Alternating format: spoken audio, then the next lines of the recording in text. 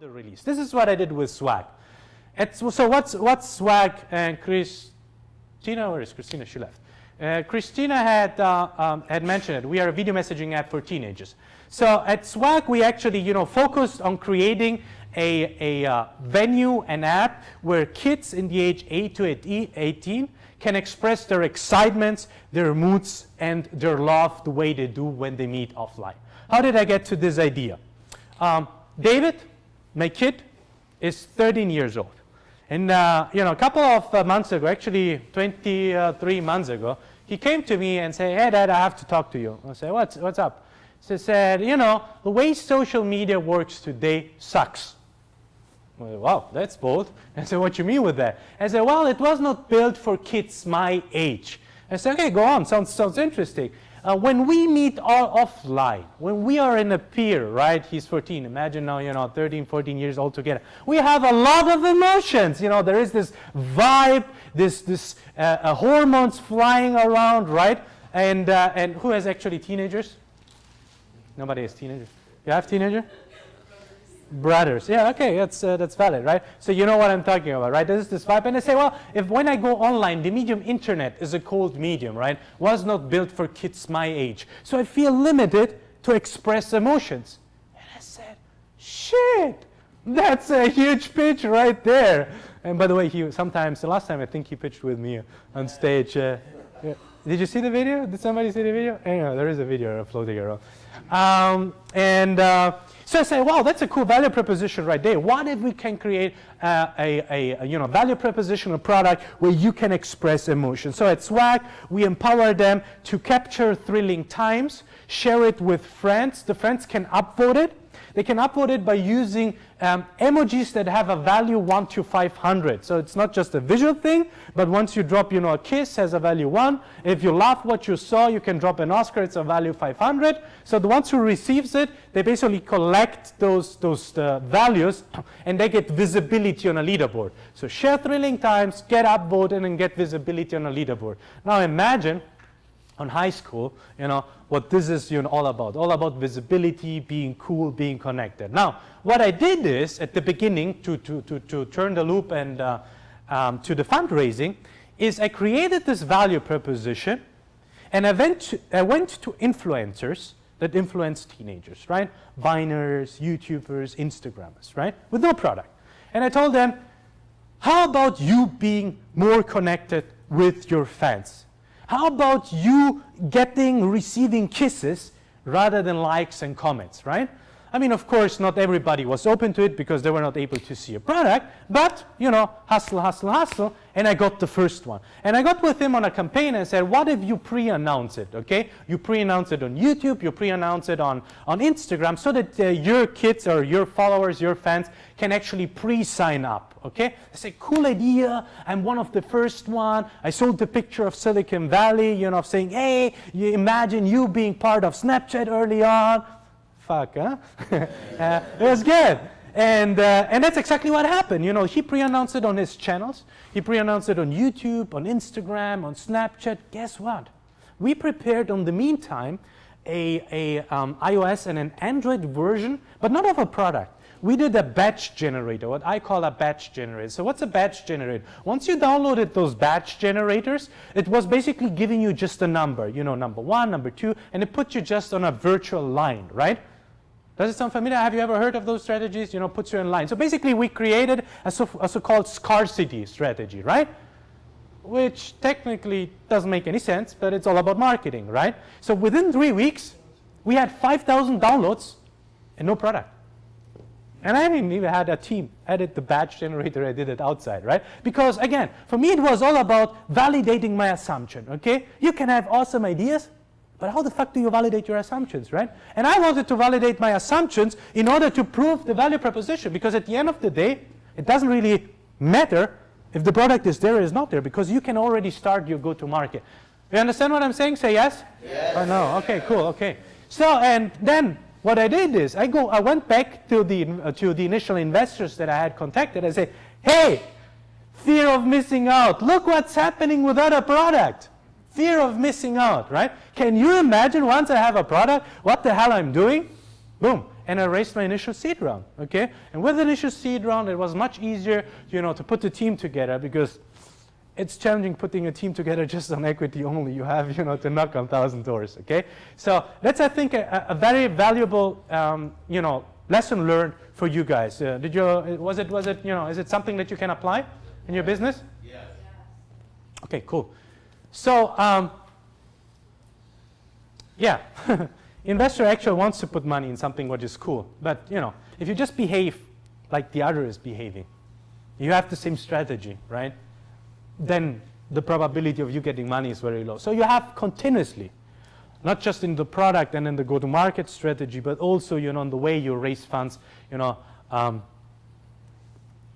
enchant the others, right? It's time to take pictures, by the way. I don't see any phones. I'm not kidding. I can say the pictures. So brand experience. This is something that I'm big into it because, and I tell you details about it.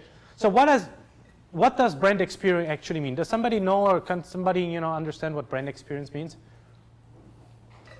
Brand experience. Why is brand experience? Especially consumer. You guys in consumer. Shit, man, you have really to listen now. Wake up and listen. Brand experience? How the process or the approach of how someone connects to a brand and connects to an idea behind that brand. Awesome, right. Exactly. How do you connect to the brand? Your end user, your client, your customer, he's not buying your product because of your features. Because if he would like features, he can also go to your competitor. Is that clear?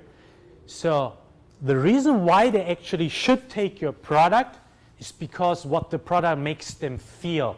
Okay? So what is that they feel about your product? In other words, it's not anymore about creating customers.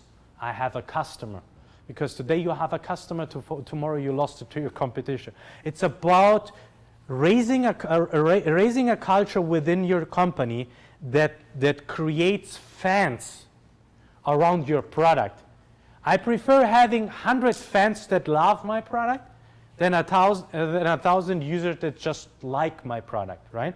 And because I'm doing consumer for the last 2 years, it has been, very clear to me that it is amazingly hard. Who has an app business, or who is planning an app, or who is into app business? Okay, so many are into app business. No, it's amazingly, and it's a consumer app business, consumer, yeah. So it's amazingly hard for you to differentiate at app level, right? So what is it that you do? Well, I have this feature. My technology is awesome. Yeah, guess what? If I talk to the other founder, he will tell me the same shit, right? So it's not about what you tell me. It's not about what you think it is. It's about what the fans think it is. How can you take a client, a customer, and convert him into a fan? This is what we did at Swaaag. A couple of weeks ago in the summer, we did a lot of go-to-market strategies because, targeting kids, teenager, 8 to 18 is very, very challenging because they're very opinionated. They know everything best, right? So if you talk with David, you say, David, what about? Yes, I know it already. Oh, shit, So it's very hard to bring a product to this target group. And I say, okay, how can you actually differentiate? How can you actually make them fall in love? Because if you wonder or not, my product, kids are saying it's like a mix between Snapchat and Vine. That's the best, way of describing my app, because Snapchat destroys everything, or it's ephemeral content, it's self-destructive. On Vine, you keep on going, seeing the videos, and then we have the leaderboards and the valuation on top of it, right? So that's our secret sauce. But I say, it's not enough.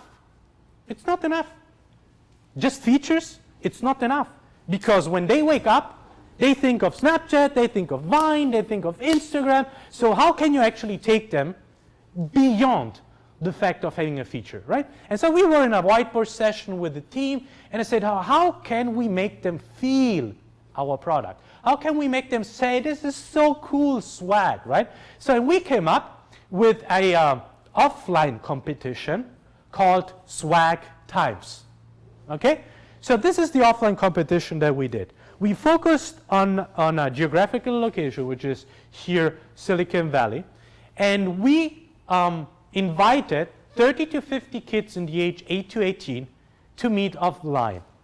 Just the fact of us reaching out to them, I mean, it took a hell of a time reaching out to them. How does this ever story, right? But just the fact, you know, a brand reaching out, has Snapchat ever reached out to you?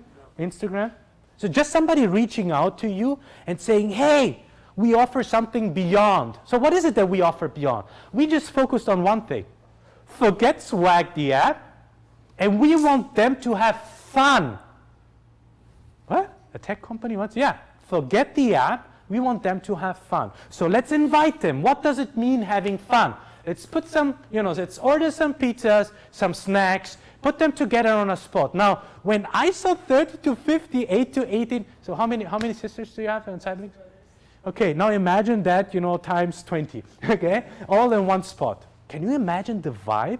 And can you imagine how cool it is? People coming there and saying, shit, we go to the Swaaag times. This was awesome around your product, even though you didn't push the product. Why? Because we said, number one, meet people that you don't know and have fun. There are some pizzas. Now, once they got there, what we did is we put them in smaller groups of 3, 4 people, okay, and said, hey, this is the competition.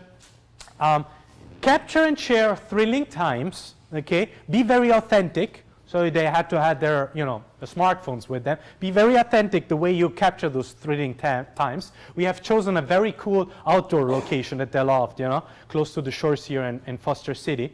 And once you have those thrilling times, you share it with your friends, and the friends can upvote then the thrilling times competition. Why? Because the one who is in position 1, 2, 3 on a leaderboard, they get a Swaaag shirt.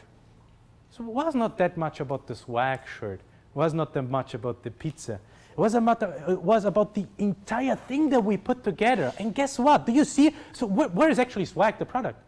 It was just the tool that empowered them to run this competition, right?